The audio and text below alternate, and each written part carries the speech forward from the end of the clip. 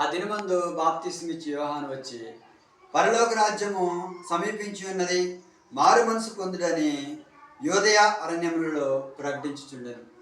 ఆ దినములలో యేసుప్రభుల వారి కంటే ముందుగా ఈ యొక్క బాప్తిస్మిచ్చి యోహాను ఈ లోకానికి వచ్చి ఆ యోదయ, ఆ సమరయ, ఆ అరణ్యాలలో ప్రకటించు అనేక మందికి, అయ్యా మీరు మారు మనసు పొందండి, రక్షించబడండి, ఇగో పరలోక రాజ్యం సమీపించి ఉన్నది, ఇగో నమ్మి బాప్తిసం పొందిన వారు రక్షించబడును, నమ్మని వారికి శిక్ష విధింపబడునని అరణ్యములలో యోదయ సమరయ ప్రాంతాలలో ఈ యొక్క బాప్తిస్మిచ్చి యోహాను ప్రకటించుతూ ఉన్నాడు.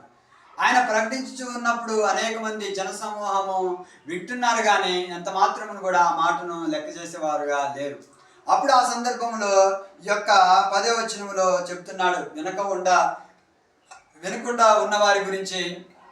ఇగో ఇప్పుడే గొడ్డలి చెట్టు వేరున ఉంచబడి ఉన్నది గనుక